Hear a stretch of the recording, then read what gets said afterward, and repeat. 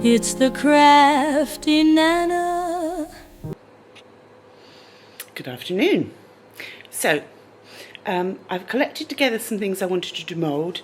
I told you I wanted to do this one. I tried my absolute best to get the pearl out of this. It's not coming out. I can't believe how tough it is. So I'm going to make a mould with the pearl in it. I've got a few other bugs and limbs, legs and things that have come off bugs that I need to replace. So he's not actually going to be moulded, I'm just moulding his leg.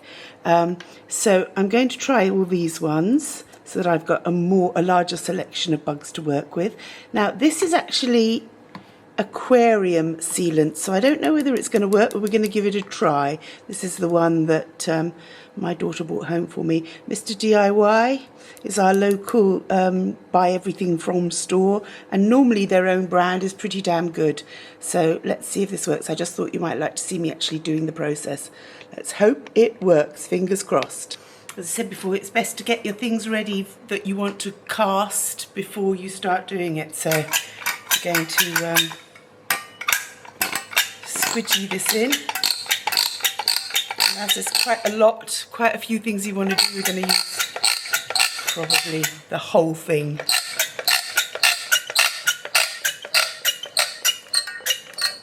Let's start with that and see how we do. So let me show you inside. You can just see that worms in there. Right, now I get my hand in there and start kneading it together. So hope I've got the right. Seems to be coming together. Or does it? Does that all feel a bit loose? No, I think it's coming together. Got a lot of bits to get in there, so just kneading away. Just worried that that looks a little bit sort of separated out, but we'll give it a go. So now we've got a ball of silicone. I'm putting it into the pot that I'm going to use, gently pressing it down. Don't need it very thick because a lot of the things I'm doing are actually quite small. Right, so that's it in my pot. So I'm going to just press the things I want to mould into it. I'm going to make sure that the important ones are done first. Okay, so that's what we've done. I'd say that that is probably about at least half a tube that's done that way. So obviously if I'd done the whole tube, I could probably fit a couple more bugs in, but let's see how this one works. As I said, this is slightly different to the one I normally use. So we're going to leave those to dry. I'm going to keep the washing up liquid in the jug because once I take those out, I can rinse the mould in the washing up liquid just to take some of the extra stickiness off. So whilst I'm waiting for that to cure, I'm working on something else. I told you I was going to have a go at doing a more up-to-date puppet. So this was my original Crafty Nana puppet. Here.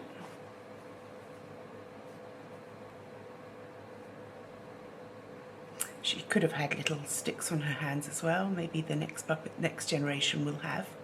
So I started. Now I had a whole load of resin clay that was already too tough to use for moulding, but these are exactly perfect for giving the kids to start theirs on. So on top of the resin clay, I just took ordinary air dry clay. This stuff's very soft, very malleable. It can be a little sticky. If it's really sticky, stick it in the fridge. But it's really easy to work with, and you can use water on it to smooth it out. You can use tools on it as long as it's not too sticky. And once it's actually dry, you can actually sand it a little bit. But I've just made a much older, much more wrinkly, much more up-to-date Nana. Now I've just used toilet roll to make a base for the body. I added a little bit of extra clay around the chest, and I put a little bit of papier-mâché over that. I've got the art hands that I made before from the epoxy clay, so they're much more tough than the stuff I use for the face. So she will still be able to turn her head, and she will be able to, hopefully I'll put some sticks on her hands so she'll be able to move her hands as well, and we'll get her all painted. We'll give her blue hair this time because we are blue.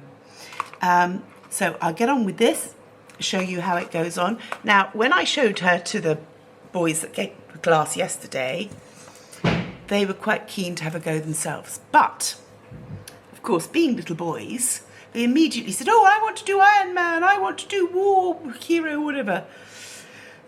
So that's what they're doing, which means the bodies have got to be really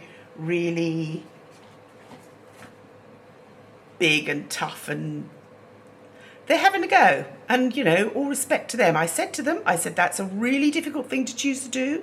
You're going to really struggle. And in fact, one of them was in tears quite early on, but we're getting there, and they're starting to come together. So you'll see there's quite a lot of elastic bands around them. It's because I use elastic bands to hold the papier-mâché in place and the cardboard in place whilst it glues. But yeah, they're going for it. I'll show you when they finish. Hopefully I'll get a photograph and be able to show you what they look like when they've done them. So, puppet making, that's going on, it's happening.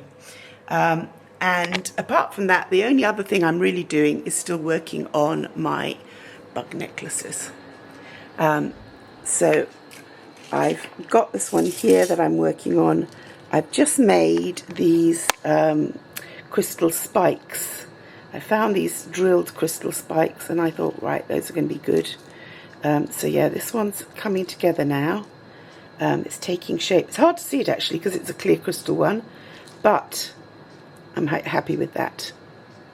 So I'm going to cast the faces I did today as well, but I was trying to find the plaster of Paris, and I've got to find that as well. Moving house really, really plays havoc on your life. You know where everything is. You can normally find everything and you're fine.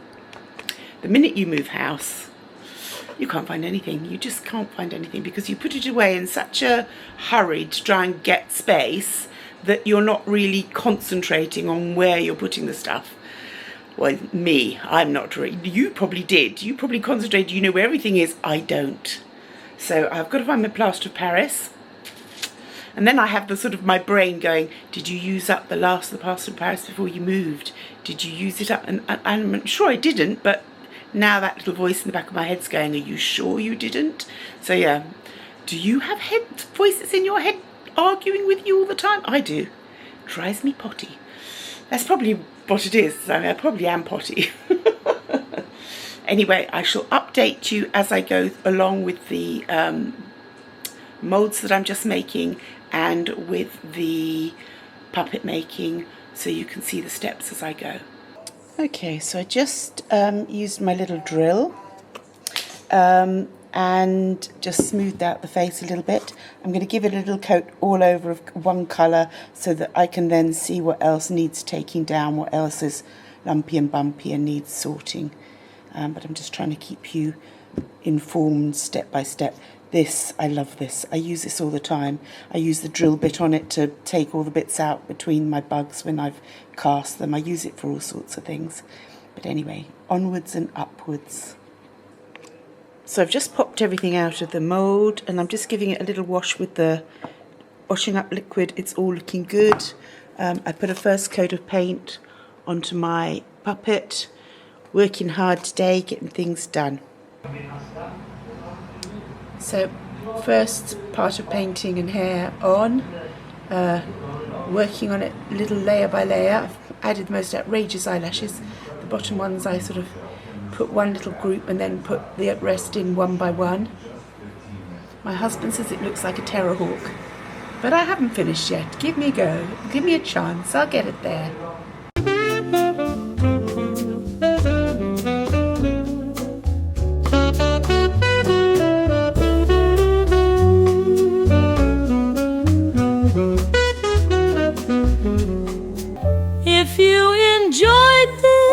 please like, share, subscribe, tell a friend.